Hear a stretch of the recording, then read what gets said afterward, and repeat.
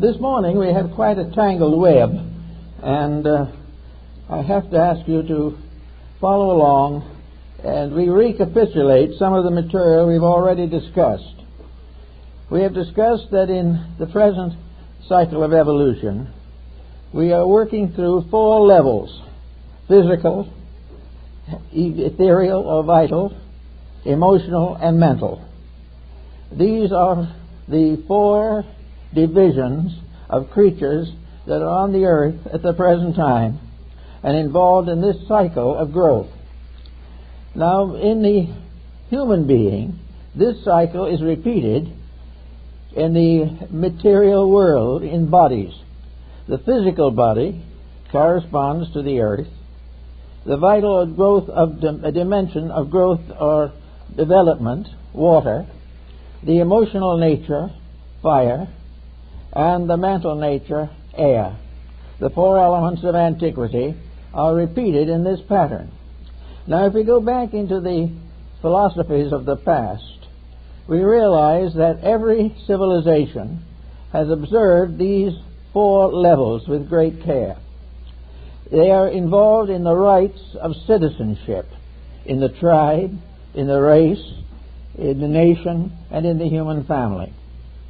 Every one of the great civilizations of the past had a rule or law which was very closely and carefully enforced. No individual was born a citizen. This is very important. He was not born equal. He had to attain equality.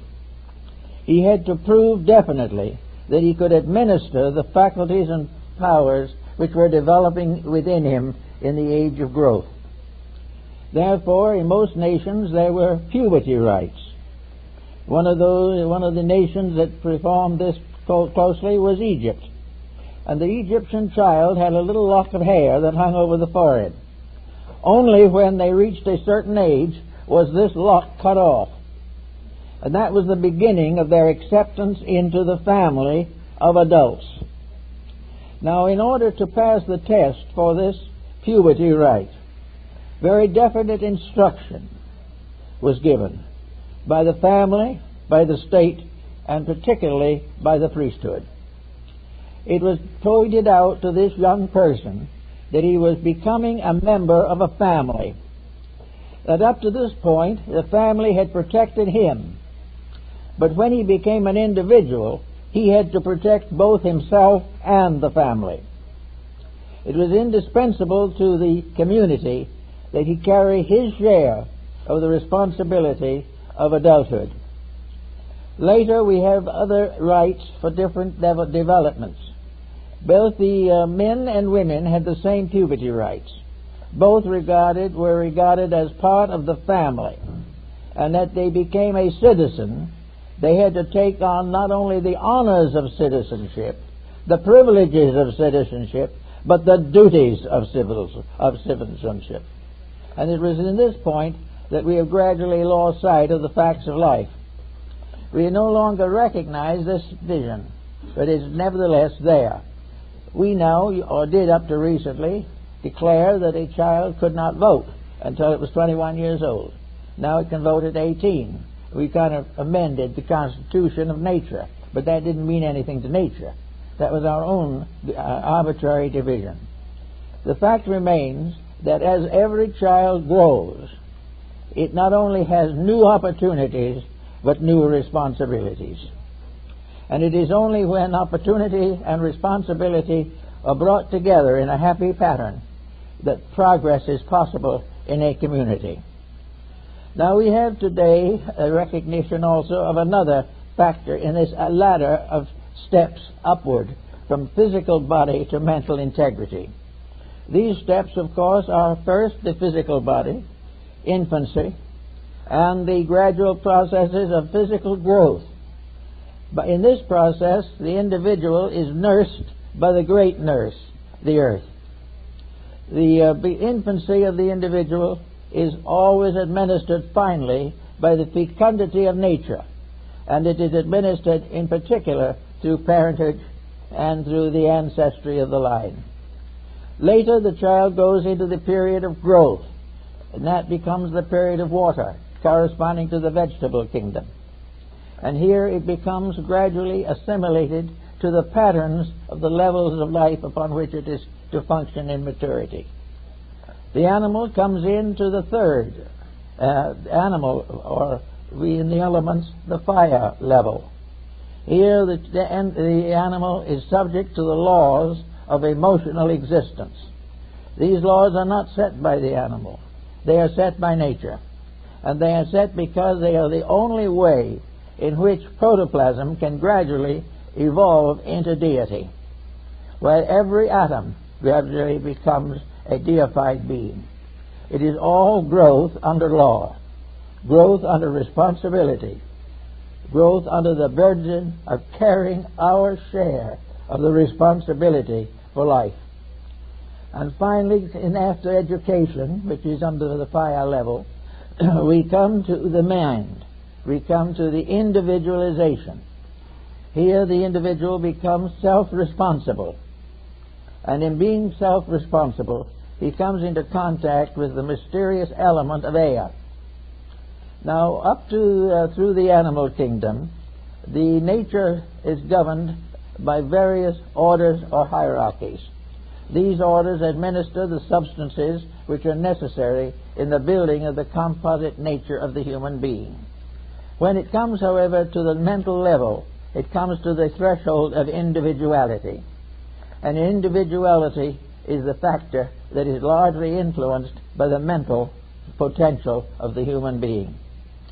Now, the mind is a very interesting instrument. It is something that we all are concerned with.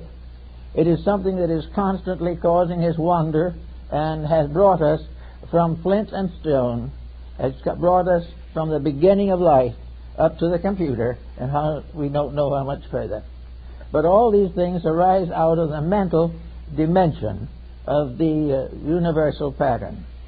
In India, among the Eastern people, the mind is divided into two levels: high mind or higher mind, and ordinary or mortal mind. These are, according to the ancient rule, are rupa and arupa, formed and unformed, visible and invisible, human and divine. The mental agency, therefore, is a tremendous potential within the individual. In other words, the mind is something that develops inside of us. It is not something that is hung on the outside. It is not an added factor. It is an evolved factor. It is something that becomes obvious, visible, and tangible because it is in our own nature to unfold this way. Now, we called the mental faculty intelligence. And we know that this intelligence, as Lord Bacon points out, is two-sided or two-edged. It is, first of all, the ability of the individual to observe. And most all primitive people are observationalists. They study all things in terms of appearance, or what they see happening. This was how primitive life evolved. But as long as this observation was accurate, the primitive life grew in proper pattern. And nearly all the scriptures of mankind are based upon the observation of the natural or primitive way of life, the laws, the inevitable laws that govern all processes in nature. Now, in this problem of mind, we therefore have the mind principle within the individual, and we have the mind consequences in society. We know that nearly all that we can possibly think of as having been achieved in civilization has come forth out of the individual. It has not come from the outside, but it has caused to evolve or develop around itself an external structure. Therefore, we have both intelligence, which is internal, and intellectualism, which is external. And these two forms of intelligence were recognized by the Greeks, who built their philosophies upon it. This pair, therefore, consequently provides us with opportunity. First of all, environment inspires us to release internal potential. We find ourselves in a world of infinite potential, infinite opportunity, and we feel impelled to advance along the lines of these opportunities. But it also prepares us or bestows upon us something else. That is the responsibility of recognizing the consequence of depending entirely upon an external for an internal growth. We are more or less confronted, therefore, with living with the internal potential, which must always be in the line of growth, and the consequences of that potential in society, which is gradually building an imaginary or illusionary structure through the misuse and abuse of potential. We have, therefore, today in the world a world of people living as a result of thought. But the thought they are living from has been brought through from an internal integrity to an external compromise. The compromise being the determination to exploit resource rather than to use it. The mind says whatever power we have should be used correctly. Ambitions and appetites say we should use it to our own advantage. Then for the internal mind then says, what is our advantage? And the answer, of course, is the real advantage is to keep the rule. The disadvantage is to try to break it. And almost all your scriptural writings of the world, the Bibles of mankind, are really developments in words and thoughts of the proven experiences of humanity as to the reality of the victory of integrity over indulgence, the victory of truth over error, the victory of intelligence over ignorance. All these factors have to be taken into consideration. But out of it all comes a recognition that we have two basic sources of knowledge. We come into the world, therefore, and we pass through the various stages of childhood. We go to school, and we finally come out into individual life. Our school period is represented by the animal kingdom. Therefore, that is what is supposed to prepare us within ourselves for the individualization of our mental natures. Now, when we go to school, what do we learn? This is all largely a matter of the development of an educational theory. Now, this can be developed in two ways. First, by listening to the voice from within, which tells us the reality of these matters, and the voice that comes from the outside, which is largely self-centered and to the advantage of the moment at the expense of eternity. So we recognize that the problem of education is something to begin to think about very carefully. When you go to school, you are supposed to learn how to live. Learn how to live.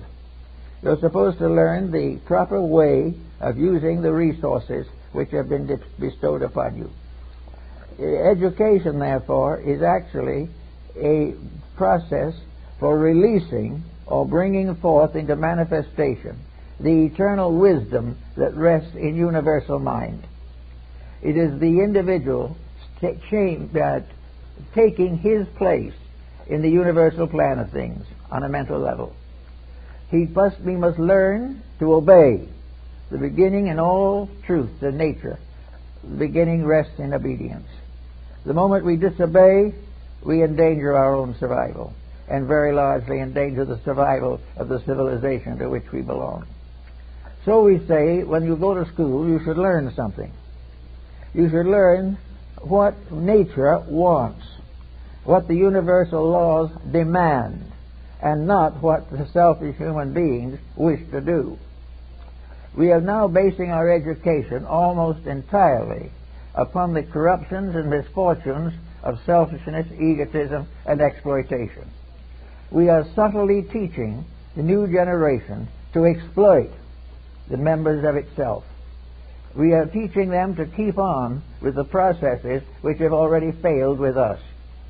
We are teaching them that the purpose for life is wealth and fame and gratification. This is not true.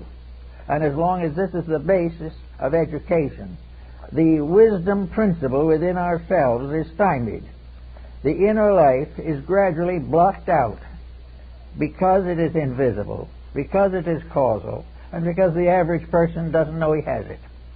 And in the place of it is this material adjustment by which he seems to be able to become rich and famous, and can also fall into all the bad habits, crimes, and delinquencies which afflict us today. It becomes obvious, therefore, that our education is coming from the outside, when it should be a release from within of the mental potential. The mind is not materialistic. The mind is not selfish. The mind is not self-centered. These are the consequences of compromising it for the advantage of personal success. We take this thread of mind which we have in us, and we gradually condition it so that instead of being the leader of our life, it becomes the slave of our appetites. We use the mind and we abuse it. We do not recognize it that it is the source of our greatest happiness and greatest security if we use it properly. If, however, we tarnish it as we have done in centuries gone by, we will gradually use the mind as a destroyer, and will then blame the mind for the misuse of itself, while the actual blame lies within the person who has forgotten to fulfill the proper destiny for which man was created. Man was to be created as a leader over the elements and over the visible kingdoms of nature. And at the present moment of all the kingdoms, he is probably the least honest. Animals are not dishonest. Plants are not dishonest. Minerals certainly are not dishonest. We do not recognize these virtues in them at all. But they have no faults because they have no individuality. They are under group leadership, and each fulfills that which is necessary to advance the collective. We have reached a point in mental individuality where we are not considering the collective. We are not doing the things which makes the greater good for all. We are doing that which we feel is the greatest good for ourselves, or those small groups to which we belong. We have done exactly the same thing in politics, religion, ethics, education, economy, and all the divisions of society. Everything now is the fulfillment of personal ambition, and no consideration for that which is the basic reason for being here. We are not here by accident, even though it might seem biologically that we are. We are here because there is a group entity which is sending forth these beings into material distance in order to teach them one of the greatest rules and laws in life, and that is to keep the rule. We find that actually, from the cradle to the grave, we are passing through initiational tests. We are being tried, we are being weighed in the balance. We are being subjected to disciplines of various kinds, and there can be no peace, no security, no true growth in the world until the individual accepts the discipline, lives according to it, and shares the new wisdom that he develops with others of a similar nature, and works together with others for the betterment of the entire. Until these principles are well understood, the problem is very difficult. Comenius, the Moravian educator, gave us the secret of the public school system. He tells us very simply that the reason for the public school is to teach us the importance of working together for the common good. That education, educo, is from the word which means to draw forth, to bring out from within ourselves certain knowledge that is inherent. And this knowledge, which is inherent, is the most important of all. That is the truest knowledge that we have. Knowledge from the outside may lead to skill in arts and sciences, but it does not lead to the perfection of integrity. All that is good in man's philosophy comes from within himself. All that is a mistake comes from following the examples of those who have failed to achieve individual integration. So we have now, as Comenius said, and what has later been said by a number of others, that actually our education, as far as nature is concerned, is complete when we are 21 years old. But even before that, we do not require as much of the schooling as we think we do. We are educated in fallacies. We are educated in mistakes. We are given a reward, a degree, a recognition for doing the wrong thing. We are given honors and values in life for becoming important and heroic personalities by making mistakes. Actually, the entire theory of our world, as it is at the present time, is the victory of the unimportant over the essential. And as long as it remains that way, we're in trouble. Now, if we want to start in from the inside out, we have to recognize definitely that what is lying within us is actually a form of natural intellect. It is a form of intelligence that is based upon what is locked in the cells and in the tissues and in the substances which we bring with us into birth. Each of the little cells in our body has an intelligence of its own. All these intelligences become together great groups of populations within ourselves. When we break the rules, the individual cell suffers. When we break the rules badly enough, the whole structure suffers. And when we allow exploitation to cause us to live badly, we destroy the entire pattern of our own survival. There's only one way in which we can achieve that which we most want, and that is we have to do it right in the first place. And if, having done it right, we are able to see the consequences, there will be very little problem of failure to cooperate.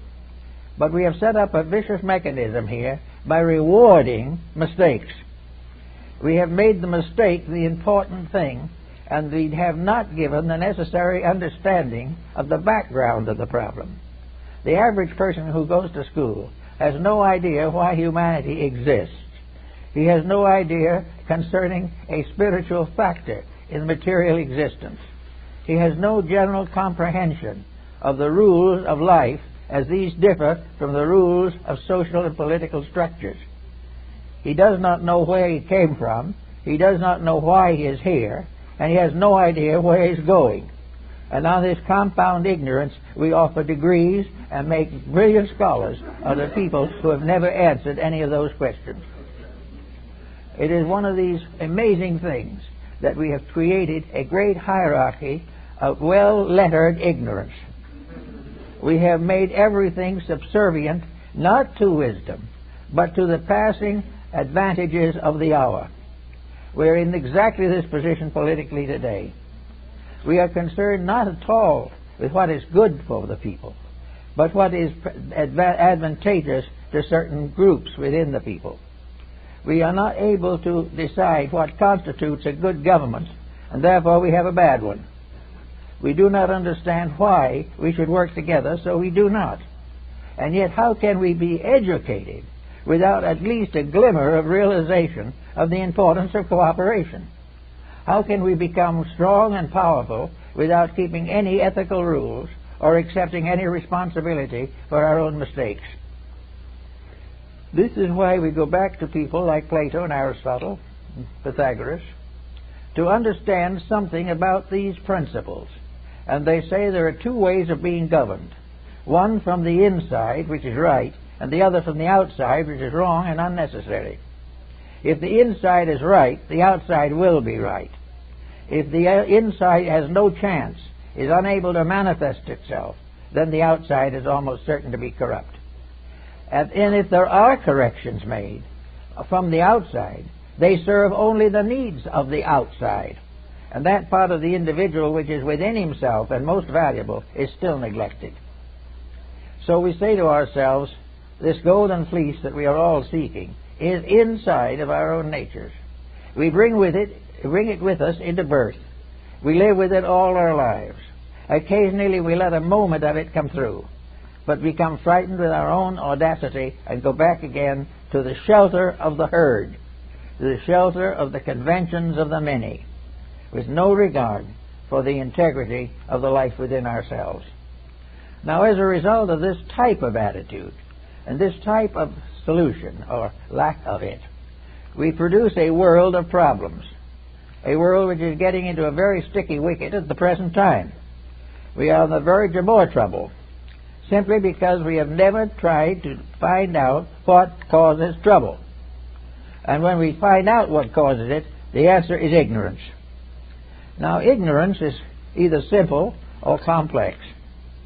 A simple ignorance is not to know that which is right. Compound ignorance is not to know when we are wrong. We have got to find ways in which to remedy our own mistakes. And this was part of the old philosophy of Egypt. When the time came for the individual to take the rights, to accept maturity, to accept the responsibility of life, and this was also true of the American Indian tribes of this continent. When the time came, become a citizen, the individual is not made one. He becomes one by a dedicated expression of his own integrity. He is put through certain tests, and very interesting points of one of them was recorded by Cortez in his conquest of Mexico. The Aztecs had a very strong attitude on the subject of drink. Now, we might not assume that pulque, or whatever they were drinking in those days, was unimportant.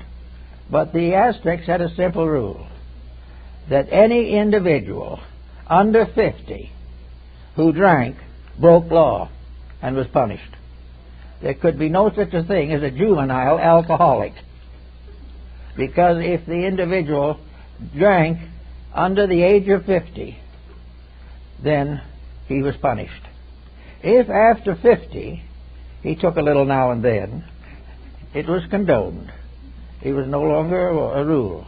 It was because it was assumed that he was tired, that he was maybe a little infirm, a little discouraged with life, and it was all different. But youth could not do it. This is a rather interesting rule. Supposing we made it impossible for anyone under 50 to sin without being punished, we wouldn't have institutions room for them. We wouldn't be able to live with ourselves. And yet the principle is just part of nature, that you want the youth to support the nation. You want young people to grow, to build, to create. And if you fill them up with some kind of alcoholic liquid or narcotics or something of that nature, you destroy the future of the country. The Aztecs knew this. Apparently we haven't got quite up to that yet. We are still suffering from self-imposed ignorance. So we start in and we study the problems of mind. Now, what is mind's primary situation? What is the mind here to do? It is here to lead the compound of the body toward the growth which nature demands. The mind is given to us that we may think straight, that we may have the courage to grow. It gives us also the impulse to learn more by the consideration of the phenomena of life around us. It is all part of the pattern of maturity. The mature person is thoughtful, responsible, and eager to learn that which is necessary and right. The mature person expects to control habits, expects to put principles above personalities. All these things are possible when the mind leads the body. If, however, the mind becomes simply a slave of the pressures of the animal kingdom, then we no longer have this situation. The mind becomes the arch conspirator. The mind makes all kinds of wonderful plans for the simple purpose of taking the individual away from his own integrities. He has no solid ground of integrities. So here we should begin with what constitutes education. We should have the world working with this problem. The world should be working with the concept that education is learning to be a citizen of the world, and that the world that is made up of educated people can go on for 1,000 years without a war, because wars are all the result of the acceptance of ignorance. They are the result of breaking laws, breaking the rules, and employing violent means of accomplishing what should be attained by the kindness of spirit. So in the development of civilization, the problem comes, what should we teach the young? Well, it's good to teach them the alphabet, I guess. We have to communicate with each other. Of course, we hardly have to read and write anymore. That's all computerized. We hardly have to make any decisions of importance. They're all classically developed along lines of prevailing patterns. Now we see, for instance, the problem of the computer. Here we have a very useful device, and the development and invention of it had to come from within, because it represents the use of exact rules which the individual and community existence put together have worked out for a number of years. It is therefore a hopeful thing, something that can bring usefulness and bring education and bring enlightenment to people. So, how are we going to use it? Probably the same way we use television. We're going to abuse it, we're going to exploit it, we're going to make it the basis of a wave of crime we have never known the likes of which before. We are going to take this thing that might be useful, and because we are ignorant, we will destroy it. And the mere fact that we are scientific enough to invent it does not mean that we are moral enough not to abuse it. So somewhere there is a skill to do and the ignorance to do wrong. These things have become very important in the study of the mental life of the human being. So we have all these different things to consider, and one man not long ago observed in the press that in all probabilities the school system can only educate up through the grammar school, and after the grammar school, schools have practically nothing to give. Because the moment you get beyond the very simple facts of life, you get into interpretations which force to vicious misuse. We go into a school, the high school, and the college, and the university, not because we are primarily concerned with the good of humanity, but because we are primarily concerned with the advancement of personal career. And selfishness is really the end of integrity on almost every level of human function. So we are now on the verge of trying to find out a little more about how the mind can help us in this extremity. The mind gradually evolves in this body. It is very often limited by heredity. It is limited by lack of opportunity. It is limited by economic conditions, social conditions, political piracies of one kind or another. But it is here to help us to grow. And usually it should be taught before school age. And here brings another serious situation. In other words, integrity has slowly faded away in relationships of human beings to each other. The relationship of marriage is falling apart. The respect of parents and children is no longer stressed.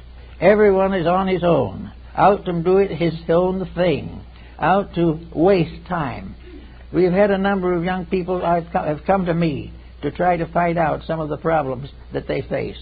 And most of them were troubled with one basic value, that they wished to do as they pleased, that they wished to be themselves. And by themselves, they meant to drink whenever they felt like it. By themselves, they meant how to break all the rules without being punished. It was never the point of themselves trying to lead them to a better way. They did not recognize the internal factor of growth, and they did not realize that the abuse and misuse of this inner faculty was resulting in physical and emotional distress. The moment the mental factor does not retain leadership over the life begins to fall apart. And leadership is not the ability to put the scheme through. Leadership is not skill to exploit. Leadership is the understanding and insight to abuse and protect faculties and bodies from abuse. The moment the mind abuses the physical body, problems start. It becomes the same thing as a country falling under a dictator. This dictator, with only one point in mind, his own advantage, is represented in the body by the determination to do what we please, regardless of whether it is right or wrong. We then expect the body to cooperate. The body will never cooperate with that which is wrong, because it has no experience of wrong ever being right. But it continues to struggle against the pressures of misuse. The result is continuous breakdown, continuous corruption, and continuous failure of the body to cooperate. Little by little, we gradually destroy the power of the mind to lead the body. And when this power is lost, we come into serious problem. And so we may say with some of the Oriental peoples, what is the mind? Is it some little nobule somewhere in the compound of human beings that has a kind of skill, power, or energy, an inevitable resource to lead the rest? I think the answer to this is that in all the kingdoms of nature, there are experiences. Minerals have experience, although we probably don't know what it is, never will know. But we did know once. Animals have experience. Plants have experience. And they have the experience of natural things, and they have the experience of man-made corruption of nature. Nature knows what's wrong with us long before we find it out. Nature also realizes the care with which we will avoid doing the right thing. So through the development of the individual, through the cycles of rebirth, through the processes of evolution, there is an internal integrity built up within us. There is a center in which all useful knowledge is preserved. There is a reference bank. There is something which is available but seldom called upon. There is the experience of the past to lead to the future. This experience has nothing to do with the fulfillment of our personal desires, except perhaps to expose their futility. But this experience is down through thousands of years of evolution. We have gradually come to know what can be done and what cannot be done, and what we should be thinking instead of what we are thinking. So this center of record, this reference center, this library in which all the records of our own existence are kept, is locked in what we call the memory sequences, or in the mind. So the mind is what it is because it has learned everything that it could learn up to the present level of its growth. Therefore, we can say that it's like a wise old man living on the top of a hill somewhere, an old guru, and the disciples and the students all go to hear him and to learn from him and to gain wisdom from his instruction. So we have within ourselves the guru, the super guru, the teacher that can tell us exactly what is wrong with ourselves, exactly what we have done that is not right, and why we did it, and how we are in danger of repeating the mistake. So we have this source, and the attainment of contact with it is very largely through what we now call meditational disciplines. Meditation in the sense of be still and know. We find this as a scriptural statement. We know that I am God. Now, by being still, we mean for a moment or two to make peace with our own futilities. By being at peace, we mean not selfish for a little while, forgetting self, forgetting ambition, forgetting to revenge ourselves, forgetting to hate, forgetting to misplace our affections and emotions. In other words, to let the inside out, you've got to quiet down the outside.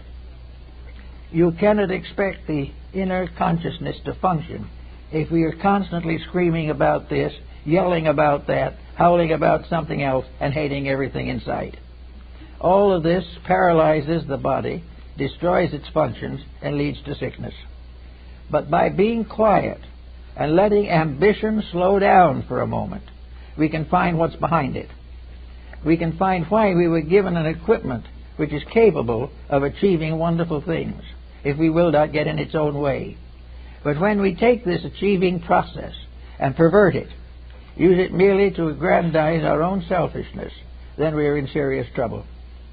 So the beginning of the search for reality is to keep quiet and see what we really need and not just what we want, to find out where duty lies and why we shouldn't escape it, to discover what constitutes the fulfillment of life as we can live it, and not the ambition to be something we are not capable of being at the present time. So by being still and not allowing the outside to dictate to us all the time, we begin to develop the philosophic calm. Pythagoras recognized at this point and recommended a silence of 5 years. By the end of that time, the individual ought to know that the world can get along without his making a lot of noise. Most of all, however, the individual has had time to think things through, to make a thorough analysis of himself. Apollonius of Tyana, the thaumaturgist of the Alexandrian period, made a Pythagorean life for himself. He took on voluntarily, although Pythagoras had been dead for over 5 centuries, took on the silence, the 5 year of silence. And while in the midst of this 5 year of silence, there was a great emergency arise. A big fight was starting somewhere. Another war was in the making. And they all rushed to Apollonius and begged him to prevent this from happening. And it was a critical moment. He was vowed to silence. And how was he going to help to prevent this emergency from happening? So he went out and he stood between the two parties, and he very quietly blessed both, but never spoke. And the peace and greatness of his calmness was so impressive that the war was called off. This is the Pythagorean approach. Emergencies cease or become much less if we do not build them. If we build on an insult, it can become a feud. If we build upon a selfish want, we will become in the end to want everything. If we cater to a weakness of character, in time that weakness will take over. Therefore, in all emergencies where we want to get the best advice there is, we be still and know that we can find something that is better. And this leads us again to something else, which we'll talk about next time, and that is the problem of what happens when the mind does come to peace and becomes a servant in its turn of something higher. At the moment, however, the mind is our consideration, and we need it very badly. We need to have a new construction of education. Now, we're talking very much about the difficulties of maintaining the present pattern of schooling. The individuals who go through the school may be able to get a job, but they have nothing else, and there's no certainty that they are going to get a job, because if computerization and other inventions develop as rapidly as they are at the present time, no amount of schooling can save the individual from ultimately being unemployed. It is going to be a very difficult thing to fit this all together. But the real thing is that if average persons understand the possibility of a full and happy life without dominating someone else, we are very much on the way towards security. It is not necessary that every human being must go to become a professional, a politician, lawyer, a doctor. It isn't necessary that we have a position in which we are opulent sufficiently so that we can dominate financially other people.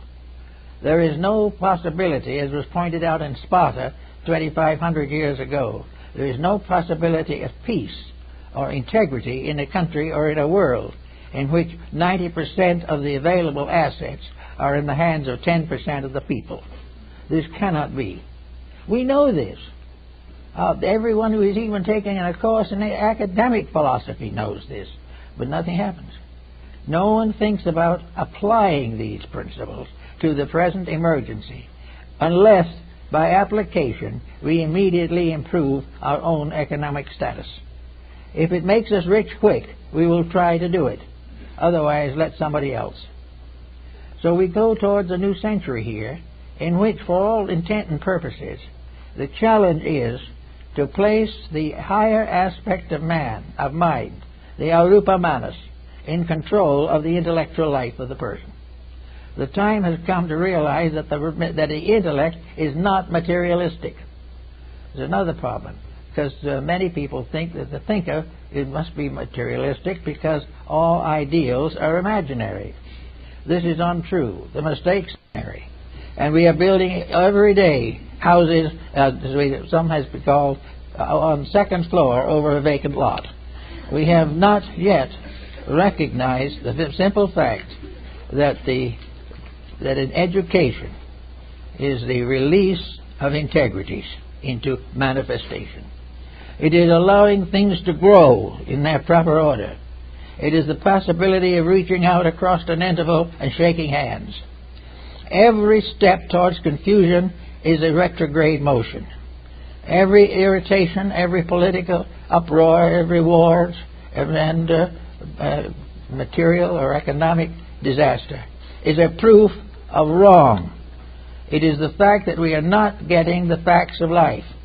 Bacon points this out clearly, very definitely, in his Novum Organum, that the actual answer to all these things must be that when we look over the world as it is, we see that the world as it is unselfish, intelligent, cooperative, and kind.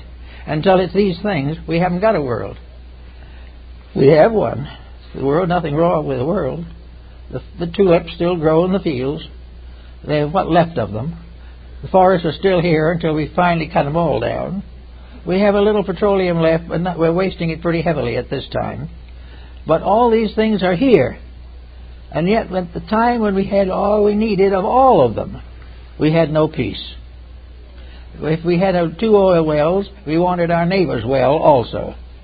We are now out making new strategies to how to control somebody else and their money, and success is measured entirely on this basis. Well, the mind inside of us, the intellect, the actual inner intelligence, the intellectual part of our nature, knows that this is wrong. And yet, knowing it is wrong, it has no way of making this fact available. It does not have the selling power.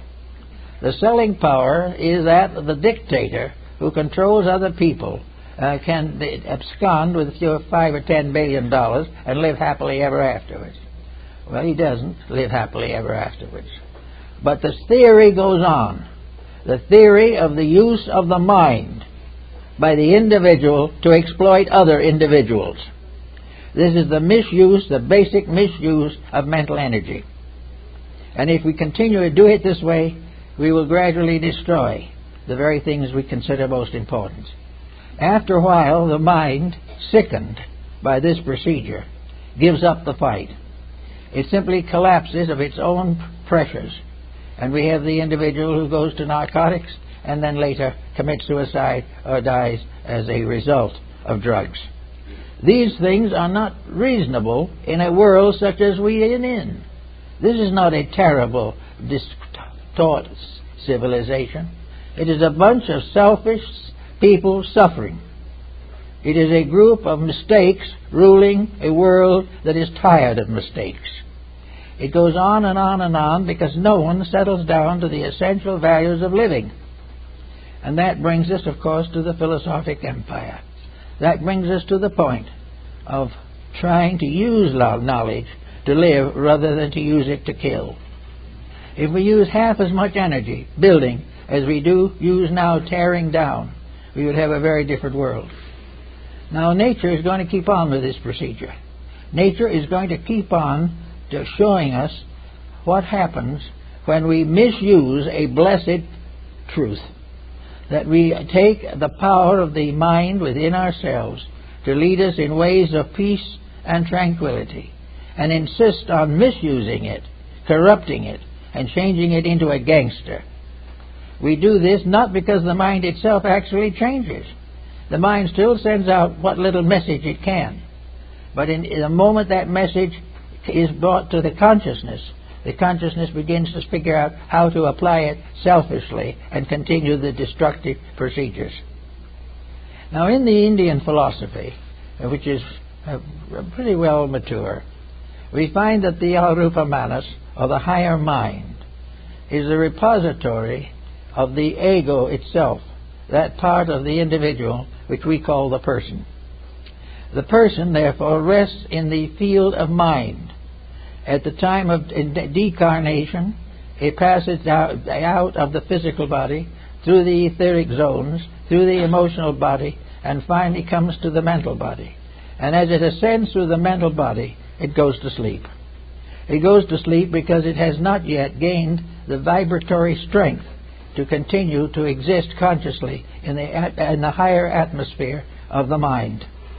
Then it goes to sleep when it can no longer be conscious as the mind wants to be conscious. In other words, it may stay awake through those levels of the mind which are selfish and self-centered. But when it comes to the humanitarian impulses of universal sympathies and understanding, the mind simply goes to sleep. It doesn't go to sleep because it fails. It goes to sleep simply because it has no vehicle to work with. If the lower mind is not developed, the higher mind cannot manifest through it. And as the higher mind must manifest to vitalize the mental level of human activity, unless the mind we work with every day begins to understand the principle of mind, which we are constantly forgetting, overlooking, and denying, it cannot continue to guide us consciously the way we want to go or have to go. So when we go higher than our material thinking can carry us, we go to sleep. And we remain asleep until we begin the descent again into another chain of bodies. We cannot be conscious above the understanding which is involved in consciousness. We have the mind. We are the only form of life that we know visibly that has consciousnness as we have it, that has the mental nature, has the power to say yes and no to any value that comes to it. It is the power, as St. Augustine also pointed out, that is the power of decision. It is the power to be right instead of wrong. It is the power to recognize virtue and not fall into the pitfalls of ignorance. So ignorance continues to press in on us from the outside, an intelligent kind of trying to work its way out through us into the environment. And we have the troubled landscape that we see today. A landscape which is also a personal environment for each and every person. Now, if we're going to start this business of the mind, we must begin to think about what the mind would like to do. Now, the answer must be, finally, the mind would like to be right. The mind would like to do that which is best for itself and the combination of bodies through which it functions. The purpose of the mind, therefore, is to keep the peace, to use all of its energies for constructive purposes, that by man to develop gradually an internal integrity that is strong enough to withstand the pressures of external temptations. So we can start in with the knowledge we have a mind, and we will then begin to try to use it, and we may be surprised how little we can use it, because we have never trained it. There's one division that we have that is rather interesting, and that is that we have objective and we have reflective powers. In other words, the mind observes what is going on the outside and reflects upon that in terms of the important changes that must be made within the self. In phrenology, the objectives, observing powers, are located in the front of the head, above the eyes. The reflectives are at the crown of the head and toward the back. And the higher the head, the more likely there is to have reflective factors in the mind. But the mind takes what happens and says, what do we do about it? So let's take an example of this. The objective or observing faculties see a home breaking up. They see all the causes of this breakup. So, in our present thinking, this neighbor is having this problem. Doesn't seem much we can do about it anyway. So finally we say to ourselves, well, I guess they're going to break up and that's it. And if it happens to ourselves, we say the same thing. Well, we can't get along, so I guess the thing to do is to break it up. Everybody get free again, make some more mistakes. We've made these. Then we go around, and the reflective power has no chance to work, because the reflective power would show that a crisis is an opportunity, which means it's a chance to grow. Wherever there's a problem, there is a tendency to avoid, but there is also the possibility of using the problem to solve an absence or a vacancy in our own ethics. So if we are able to quietly think through the problem, we can come to a better sense of growth. The reflective power is therefore the ability to thoroughly understand what is happening, why it is happening, and why it will happen again if we don't do something about it. So every lesson is either an emergency or a lesson. If it's a lesson, it is something to be faced. And if the individual is completely without reflective power, then it is something to be avoided or to be cast away without thought. Every day we have problems. Most of the time we try to get rid of them without thinking them through. Therefore we do nothing to enrich the mental processes within ourselves. If we think the thing through and find the mind giving us the proper answer, we have then made a lesson out of a problem. And then the other way around, we've made a problem out of a lesson. It's all depend largely on our own reaction. So the reflective powers of the mind are those that take objective facts, so-called, or objective circumstances, and ensoul them with realities. They show us why. They are great lessons. The lesson that we learn from an experience is far more important than one that we can learn from a book. We have to know all of the elements by quietly considering them. And if we consider them, we will reflect upon them. Now, Pythagoras had this retrospective exercise to help us in this reflection. He said that every day before we go to bed, we should sit down very quietly and review the day and say to ourselves, what does the immortal soul within me gain from this day? How have I grown? How have I done something right that I did wrong some other time?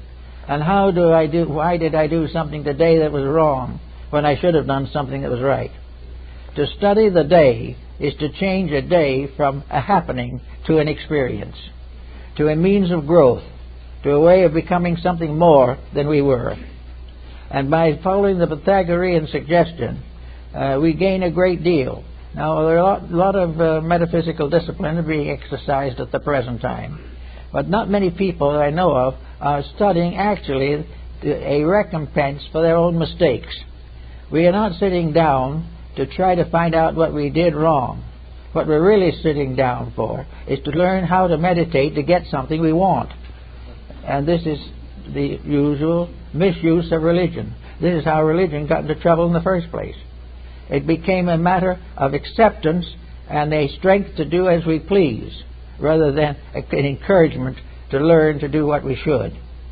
So if we have a problem come up, retrospection is helpful. It helps us to think things through, to see what we did that we should not have done, and to give us the strength and courage not to do it again. Now, there have been several schools of thoughts on this concerning religion. The problem of religion as to how we should use it. Well, we have done with religion, if we look carefully, very much what we've done with everything else, politics, medicine, law, all these things. We have gradually transformed religion from a source of strength to a cover for weakness. We have gradually made religion justify what we want instead of what we need. Religion, therefore, has become a means of, again, blocking the natural growth of our internal integrities. It has given us the opportunity to call a mistake a divine experience and to pray to God to excuse us from faults that we should have corrected ourselves. And from experience we learn another thing, that God will not correct the experiences that we need to correct ourselves.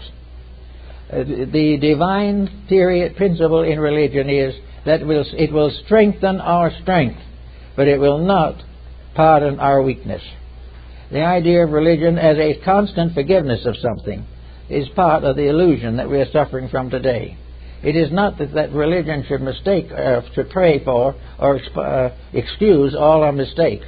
The purpose of religion is to make ourselves strong enough in principle so that we do not make the mistakes. In every case, the miracle that we think of, the improvement that we dream of, comes from the strength of character.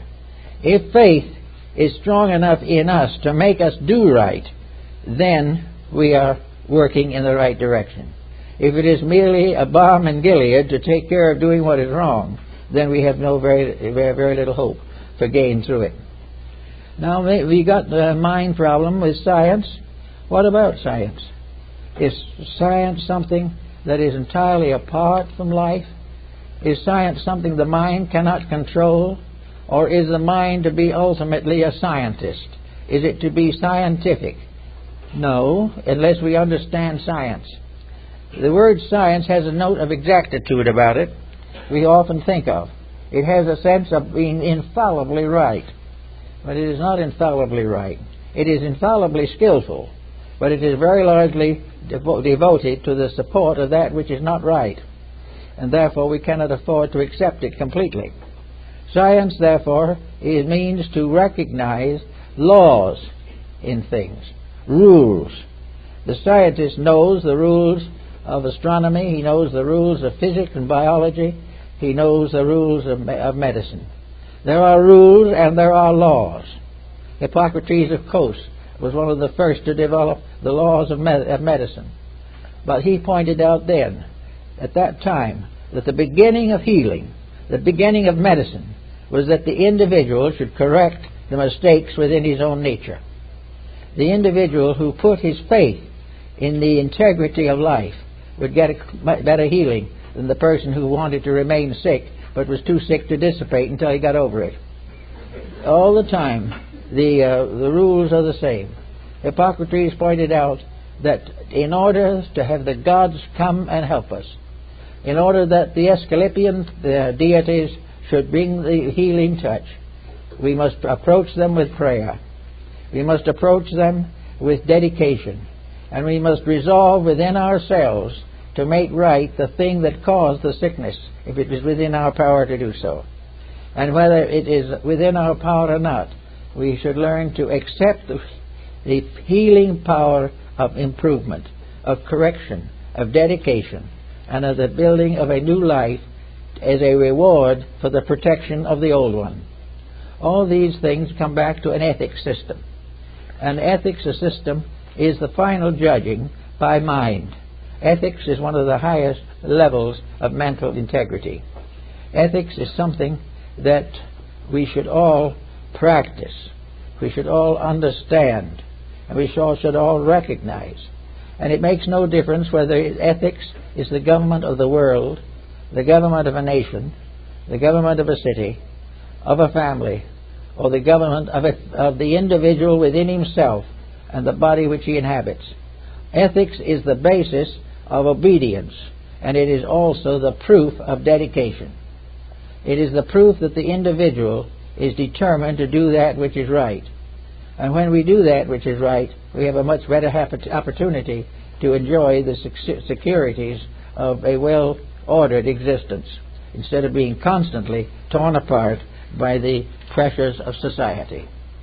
So we say the mind now is, it is a mysterious thing. One religion says the mind is the slayer of the real. The mind is not really the slayer of the real.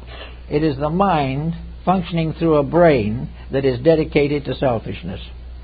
The use of the most priceless energy that we have, is something to be thought about. In other words, mind is one of our highest energies. It is the basis of our deepest relationship with life. It is the foundation of a new and better understanding of everything that makes up living. Therefore, when we abuse that, we abuse the greater good, and the abuse of the greater good is the greater ill. So we have to use the mind, but we have to purify it. We have to judge ourselves day by day and see how we're getting on. We have to make sure that at least a part of our life is devoted to something that is worthwhile. Now, the mind is sensitive to suffering. It is sensitive to the sorrows of society. It is sensitive to the wars and to the crimes and to the mysteries and miseries. But for the average person, there's very little they can do about all this. The only thing they can do immediately is to apply it to the immediate environment of themselves. They can apply it, and sometimes, having applied it in this way, they are inspired to a larger and greater dedication. And every generation has a few magnificently dedicated souls who live to improve and serve. And they are the successful ones. The successful one is not with the money in the bank. The successful is with virtue in the great universal treasury of life. The more good we can accomplish with the aid of our thoughts and our dedications, the better off we are. There is no conflict between the mind and the emotions if both are normal. The idea that you've got to be kind of stony-hearted in order to be an intellectual is exactly what it is. If you want to be an intellectual, but that isn't what you ought to be. You ought to be in control of the intelligible realities of life. There is no reason why a scientist should not be just as gentle, just as kindly, just as thoughtful, and just as affectionate as anyone else. Learning does not deny any virtue.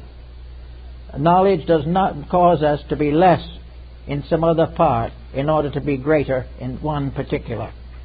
Therefore, the more we know, the more we understand life. The more we understand life, the more sensitive we are to the sorrows of life.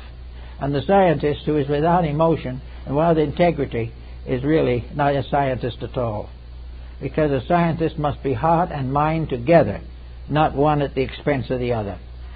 All the way along, mind leads the body, and the soul leads the mind. The most important thing we have to do with most of us is to begin our education where it should have begun when we were 10 years old. But the way we live now, we never had a chance. Therefore, we have to pick it at any time at all that it comes along. Some of us may have to go to school in our 70s or 80s.